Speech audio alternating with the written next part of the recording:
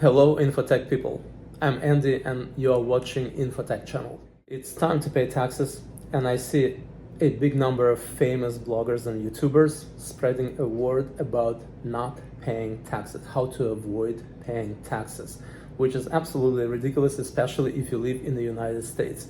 You know that there is a very famous saying that goes like, there are only two things that you can be absolutely sure in your life, and it's absolutely unavoidable: death and taxes. Death and taxes? Yes. Death and taxes? Yes. What an odd pairing. It's just a saying, Mr. Black. By whom? Doesn't matter. Then why'd you bring it up? You're not familiar with the phrase, in this world nothing is certain but death and taxes? Well, I am now. But here you go. I'm gonna show you a very big YouTube channel with very famous YouTuber that says exactly that: never pay taxes. This strategy has 7 steps. Let's follow all of them just for the heck of it. You're gonna have fun, trust me.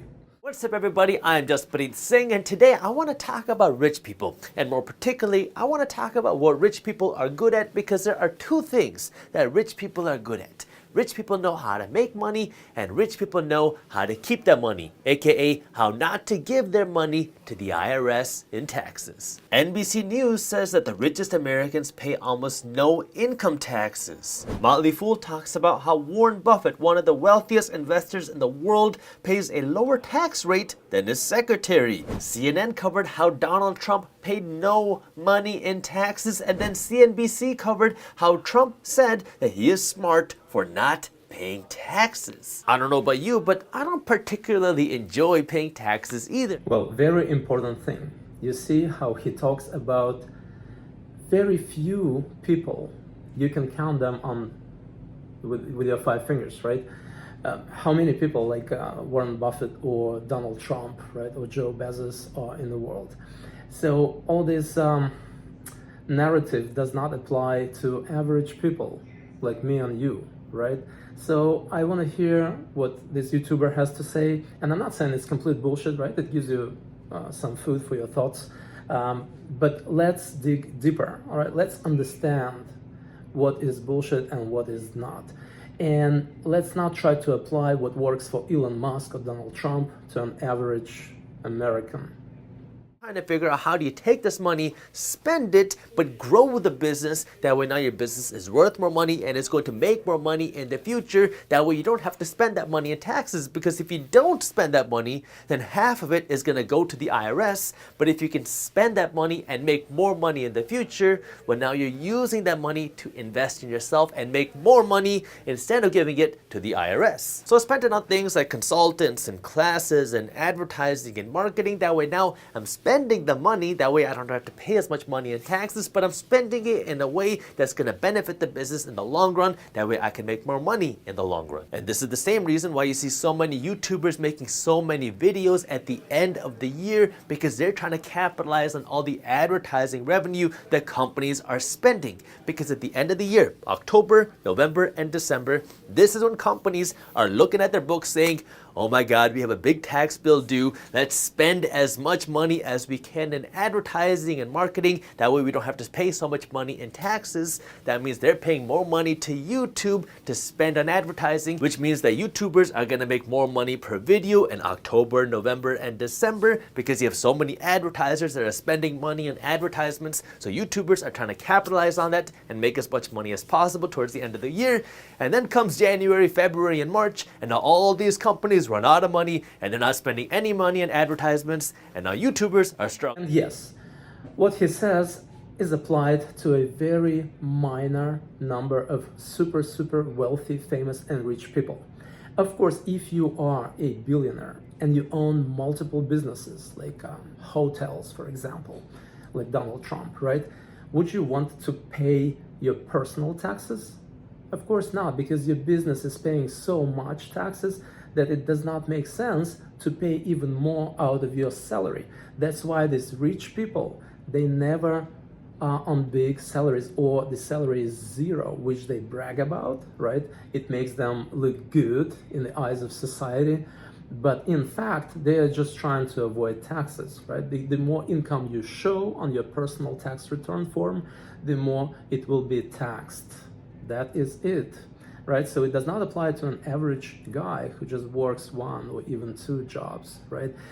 You don't have that flexibility, all right? Your businesses don't already pay a lot. You don't have thousands of people working for you who pay taxes, all right? If you are on that level, then by all means, just go and don't pay taxes yourself, because you already paid through your business plan. The second way that you can avoid, not evade, but legally avoid paying taxes is by using debt strategically. Elon Musk really demonstrated how this works back in 2021 because he ran a Twitter poll to his followers asking if he should sell his stock. Now, while that seemed like a harmless tweet, he actually had a hidden agenda behind that tweet. Elon Musk doesn't pay any taxes. And the reason why he doesn't pay any taxes is because of what I said in number one. He doesn't earn any money. He doesn't take a salary out of his company, and because he doesn't earn any money, he doesn't have to pay any taxes, even though he's one of the wealthiest people in the world. Well, back in 2012, Elon Musk was awarded something like 22 million stock options for Tesla stock that he would receive in 2021. When he received these Tesla stock options in 2021, that was the first time that he earned money in years, and now he had to pay taxes on the money that he earned, but he didn't have any money to pay these taxes. That's why he ran this tweet poll, because if he sold his stock, now he'd have some income that he could use to now go out and pay his taxes. At this point, you might be wondering, if he's one of the wealthiest people in the world who doesn't have any cash in his bank account, how does he afford to eat and pay his mortgage? Thanks to the help of strategic debt. Elon Musk is not surprisingly one of the largest shareholders of Tesla. And so when he starts getting his options or shares of Tesla at $6 a share, and the price of Tesla goes up to $1,000 a share, he has a lot of money on paper because his share prices have gone up from $6 to $1,000. Now, he doesn't actually get that money in his bank account unless he sells these shares, but if he sells these shares, then he has to pay taxes on these shares. So what he does instead is he borrows against these shares. He takes out debt. If he has $1 million worth of Tesla stock, he can go to the bank and say, hey, how about you give me a loan for $500,000 and you can use my Tesla stock as collateral. He's essentially refinancing out of his Tesla stock. So now what happens is he has cash in his hand, which is debt, and now all he has to do is pay some money back plus interest. Now this works great, especially when you're in an environment with such low interest rates, because now he can borrow money at 3, 4, 5% a year, while his stock can grow by 10% a year. So he's making a profit. Again, we talk about Elon Musk, right? How many people own their own stocks in the world, right? So how does it apply to an average person? What works for Elon Musk absolutely is not gonna work for anybody else, all right? That's why he is Elon Musk, and period. And even if it was applied to an average person, just think a little bit further, at least 1 or 2 more steps in the future, right? So what this YouTuber is suggesting, you have stocks, you have an investment portfolio, and you borrow money against your portfolio, hoping that stock price is gonna go up. But as we saw very clearly in 2022, stocks drop, and out of nowhere, like no one can even predict it, right? There is no strategy to predict this drop. So Amazon stock, Tesla, cryptocurrencies, everything, absolutely everything went down at the same time. I've been laughing so hard because so many investment gurus were saying, well, put your eggs in different buckets, right? Don't keep them in the same. So for example, some of them should be in real estate, some of them in automobile manufacturers, something like in, let's say, music industry or somewhere else, right? Or in politics. But as we know now, everything drops at the same time, and it doesn't matter how well you positioned it in different areas, right? So here is the thing. You have investment portfolio, like Elon Musk, but maybe lower at scale, not that much money. You go to a bank and borrow money and use your portfolio worth as a collateral. Then stock drops, right? As it recently happened, like a year ago, and now I don't even know how many years need to pass to actually get better and get on the same level. Maybe 10 more years, maybe 5 more years, maybe 3 more years. Can you play that Russian roulette really with your money?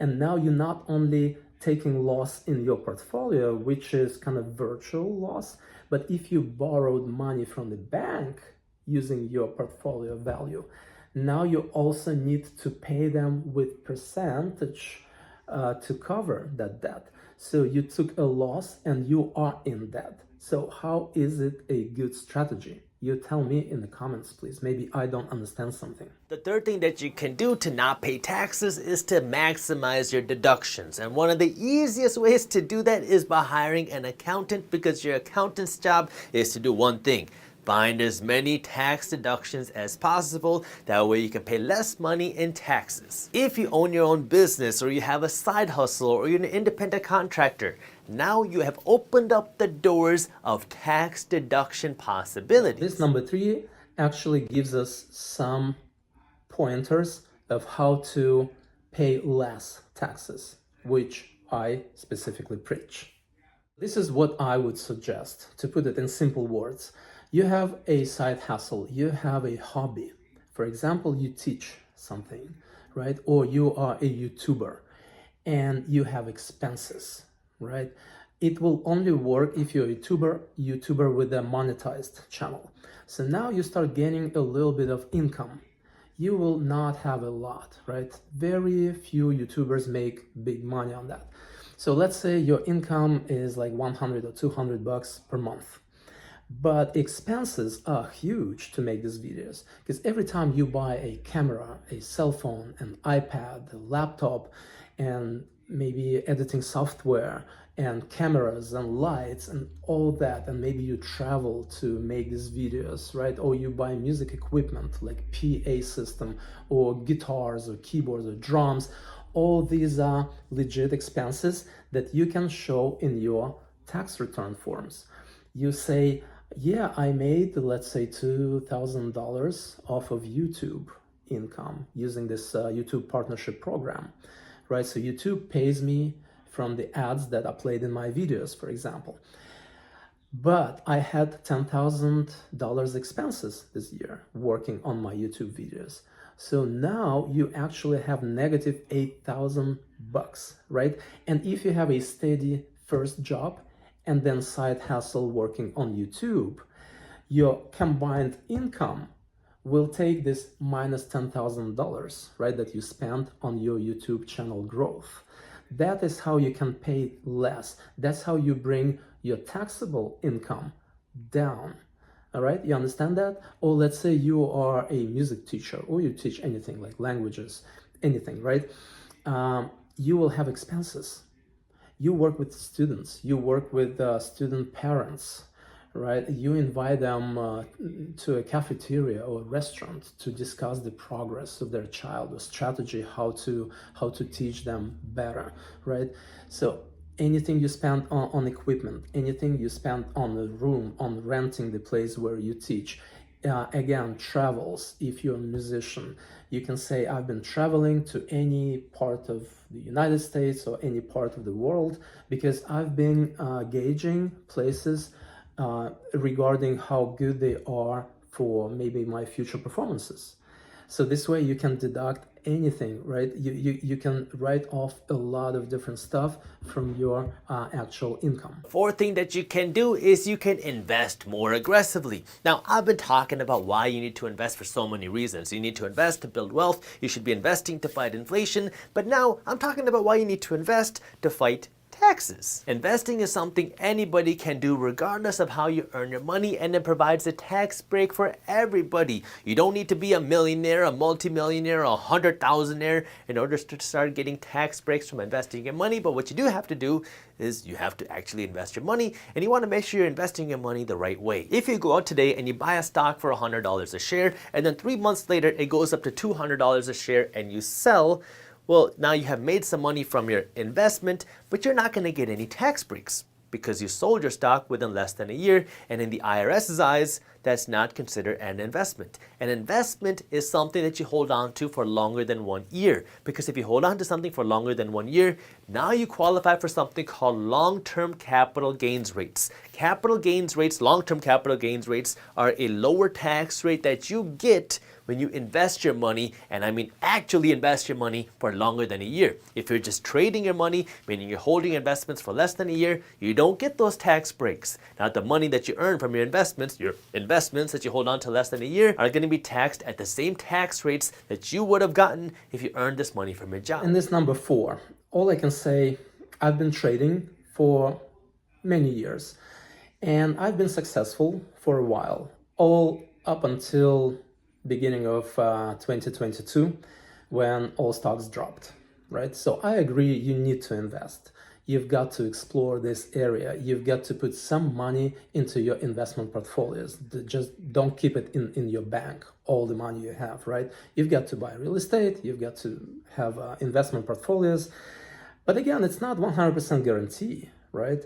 I agree, you need to keep it invested longer. Don't trade back and forth, because sooner or later they catch you. And again, I've been successful for a while, but now for the whole year, I'm at a huge loss investing. All right, so I lost dozens of thousands of dollars, and I know a lot of friends who lost hundreds of thousands of dollars, and it's a tremendous stress. You can't even imagine, like people who lost like 300,000 or 500,000 bucks in their portfolio. You can't imagine. They cannot sleep. They cannot eat. It's like, it's terrible, right?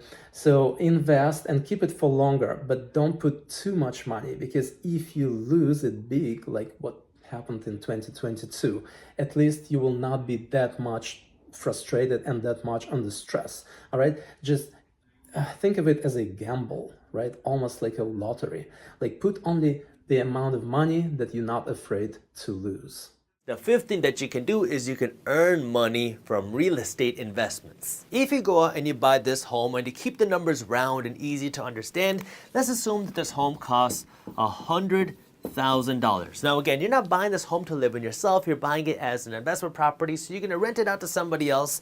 And let's assume that you can rent it out for $1,000 a month. So if you can rent it out for $1,000 a month, that's $12,000 a year in rental income, but you don't get to keep, I don't know what I'm doing here, you don't get to keep all $12,000. You have expenses to pay. So let's assume that a third of this money is going to expenses. This is your taxes, your insurance, your maintenance costs, your management fees.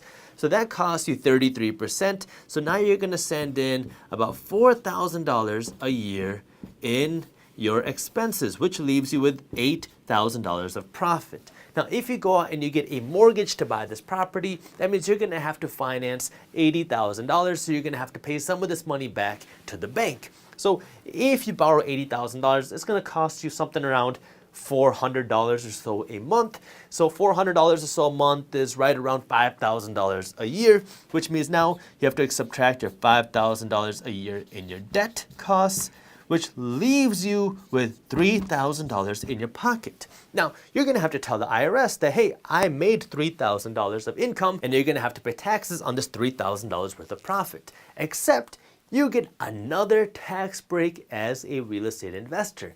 You get to tell the IRS that, hey, my property is a little bit older, and because my property is a little bit older, I deserve a tax break even if the value of your property is going up. So now you will get to tell the IRS, in this case, that because your property is older, you should get a $3,600 tax deduction. This is only on your taxes, which means that in your tax return, you get to tell the IRS that you made a whole negative $600. So you tell the IRS that you made negative $600 when in actuality, you put $3,000 in your pocket. Well, on that number 5, all I can say, if you have money to invest in properties and rent it out consistently, paying taxes should not be your biggest problem, all right? You would not worry. If you have money to buy multiple houses and rent them out, it's okay. You can pay taxes and it's not even worth the hassle trying to avoid it. The sixth thing that you can do involves the home that you live in yourself. If you buy this home right here to live in yourself for $250,000 and you live in there for, let's say, 10 years, and then the value of your home now goes up to $400,000. Well, what you could do is you can sell your home for $400,000, and now you pocket this $150,000, and guess what? This $150,000 that you get from selling the home that you live in is tax free. This is one of the most valuable tax deductions out there for the average person, because if you own a home, you can sell your home and you can profit up to $250,000 if you're an individual, or $500,000 if you are a married person, and this money that you put in your pocket is completely tax free that now you can put in your pocket. You can go out and spend, you can go out and use for a bigger home, or you can use this money to invest in something else. The key for this deduction to work is you have to live in this home as your primary residence for at least 2 years before you sell it. Well, on this number 6, so he specifically insists on you living in that house, right? So you have a shelter. That's a home that you owned for 10 years, let's say, or 20 years. First of all, he's not talking about inflation, right? What was 100,000 10 or 20 years ago is not the same 100,000 now. It's way less, right? So by selling home, you are almost always losing. Anyone in real estate will tell you, if you use real estate as a way to grow your wealth, never sell. You only buy. You never sell properties, especially if it's your primary residence, right? And then again, just think about it. You are selling house, right? You pay tons of fees and all this stuff and closing costs and everything, and then maybe you made a little bit of profit, which is probably nothing after 10 years or 20 years of owning that property. Now you have to look at a way more expensive home because real estate became more expensive, right? So you need to spend way more money to get yourself back into a shelter, back under some kind of roof, right? It's very questionable if it will give you any gains in all that hassle. Plus, imagine you are left without home, right? And now you have to look for another property for God knows how long, and you need to rent now a place to live in and also keep looking for a new house. It's a complete bull. Never sell your primary residence, period. Then also you will need to show a bigger income to be able to ask for a bigger loan from the bank when you sign up a new mortgage. So if this guy is saying that show no income on your tax forms, then how are you going to be approved for a new and bigger mortgage? Question. The seventh thing that you can do is sell your real estate investment. So again, let's assume that you bought this property as an investment property for $100,000. You're making your cash flow, you're getting your tax breaks on your deduction, but you're making money every single year. And now a few years go by and the value of your property goes up to, let's just say, $200,000. Now, if you sell your property, you're going to have $100,000 worth of profit that you have to pay taxes on. You don't get that same deduction here that you get with your primary residence, but you have to pay taxes on this $100,000 worth of profit. However, if you take this new $200,000, so you take the $100,000 that you got from the money that you put in, and you take the $100,000 profit, and you go out and you buy a bigger property. This might mean a bigger home, a bigger investment property. If you go out and invest all this money into a real estate investment, a like-kind exchange, well, now you get to defer all of these taxes. You don't have to pay any taxes on this profit, and now you own a bigger property, which means you're going to be making more money. You get a bigger tax deduction, and now you get bigger cash flows. And guess what? Well, then you can double this property to $400,000, and then you do it all over again. And you can do it again and again and again and again. You go from $400,000 to $1 million, $1 million to $2 million, $2 million to $4 million, and you can do this until you die. God, that was my favorite, until you die. That's so funny. So what this YouTuber is talking about is just construction, your actual house, right? A lot of these rules do not apply to the land that you live on. If it's a single family home, you have land, right? So not everything that he's talking about applied to the whole area where you live.